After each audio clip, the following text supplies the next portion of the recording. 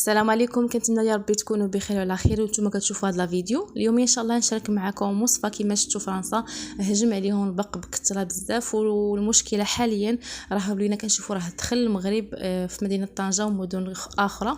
لا قدر الله يقدر يدخل المدن المجاوره حتى هي. فاليوم ان شاء الله جبت لكم وصفات ان شاء الله كانوا كيديروها الناس القدام، خطيره بزاف وسريعه في المفعول ديالها، وان شاء الله يترحموني عليها. غير شي دعوه ديال الخير ان شاء الله، وشاركوا هذا الفيديو هذا مع صحابكم وحبابكم. ما فيها بس بارطاجيو الفيديو اللي كيعرف شي حد هكا في فرنسا ولا في شي مدن اخرين، ما فيها بس وكان عندهم هذا المشكل ديال البق، يعني تاخذوا فيها واحد الاجر اللي كبير. اول حاجه بلا ما نطول عليكم هذا النهار نشارك معكم بزاف ديال الوصفات. منها اول وصفه كما كتشوفوا هذه الوصفه هذه ديال السكينجبير، فيه واحد الريحه اللي مجهده بزاف. كنجيبوا رشاشه بحال هكا كما كتشوفوا، كنصوها بالماء، والنص الاخر كنديروا فيها السكينجبير. هذا السكينجبير كيخلي الريحه ديالو كتقضي، يعني كتخنق ديك البق، وفي نفس الوقت يعني كما كنقولوا حنا كيجي في الريحه ديالو كتخنقو، كيجي صافي كيموت، وكتساعد على انه حتى ديك البيض ديالو ما يبقاش يعني ما يتفقش، يموت في ساعه.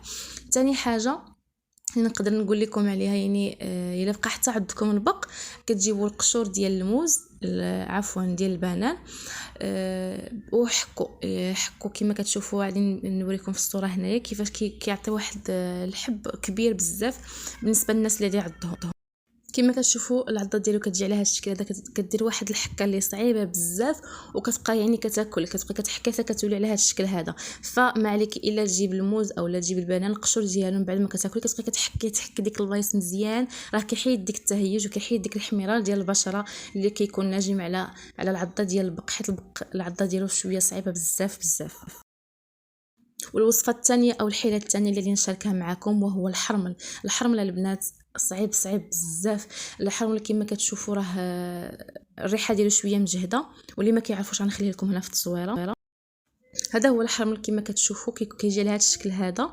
الحبات ديالو صغارين، كيكون عند العطار او العشاب. خذوا واحد الكميه لا باس بها، كتجيبوه يوميا لمده شهر. هذا الحرمل عفوا هذا كنبخروا به الدار كامله، يعني الدار كتبقاو تبخروا بواحد المبخره، ولا ديروا غير في واحد الحديده الا ما عندكمش مبخره، وخليوها تحرق مزيان ودوزوا على الدار كامله. ملي كنقول الدار كامله يعني من تحت الفراش، من تحت السدادر، ما بين المخاد، ما بين البونجات، يعني الدار كامله. حيت البق كيبغي كيمشي من تحت ديك الحوايج، كيمشي من تحت الناموسيه اكثر يا الخشب، يعني كيبغي الخشب بزاف، كيدير البيض ديالو تمايا، وكيعطينا واحد الوسخ يعني كثير بزاف، كيدير بقع بزاف من تحت الفراش، كيخليها لنا من تحت الناموسيات. كما كتشوفوا كيجي على هذا الشكل هذا، كيحط البيض ديالو وكيدير ديك البقع الداكيه نديروها ما كتحيدش كاع نهائيا. هادو من تحت الماطلات، من تحت الوسيد اللي كنوسدوهم في الخشب في اي بلاصه، عقموا وديروا هاد البخور، بخروا الدار كامله كما قلت لكم.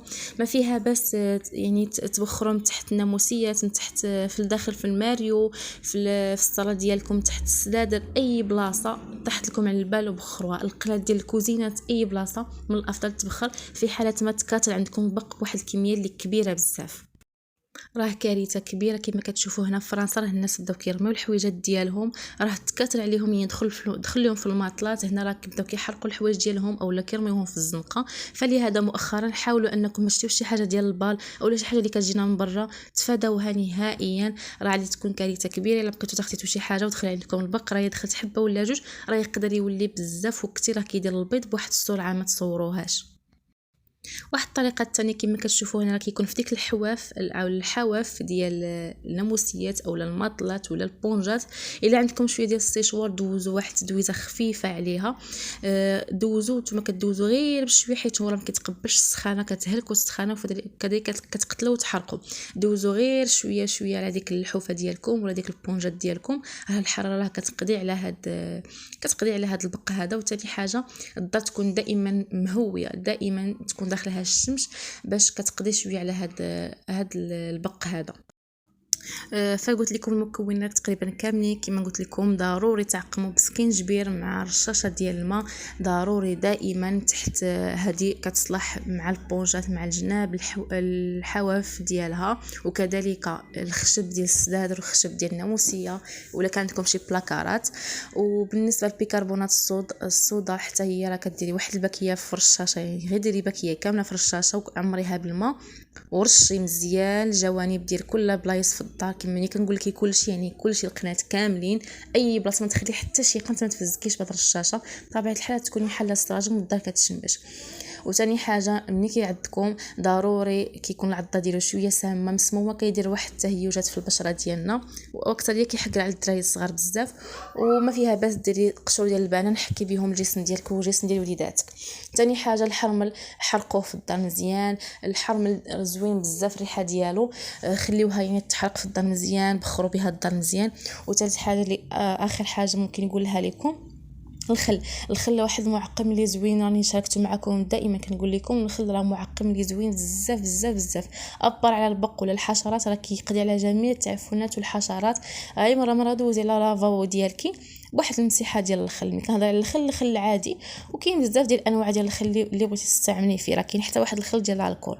وكذلك منين نبغيو ان شاء الله منين تحيد هذا الشيء كامل ونبغيو نعقموا الحويجات ديالنا ديال اللباس ولا الفراش ديالنا، غادي نجيبوا الماء سخون مغلي، حيدي عليا الماكينه ديال الاوتوماتيك ولا الماكينه العاديه، عاد تهزي حويجاتك والحوايج ديال وليداتك والحوايج ديال الدار كاملين، عاد تصبني كل مره صبني حاجه، عاد تحاولي تصبني الماء سخون طايب. يعني كنقول الماء سخون اللي بحال الماء اللي كنطيبوا به اتاي، الماء مغلي مزيان كنديروا فيه البيكربونات ولا كنديروا الخل. الخل كثروا الخل مع التيد او الصابون اللي كتغسلوا به عادي الحويجات ديالكم. استعملوا الخل والصابون او التيد، اي نوع ديال التيد، وكثروا الماء سخون والخل وخليوهم واحد شويه وصبنوهم فركوهم وعطيوهم الشمس.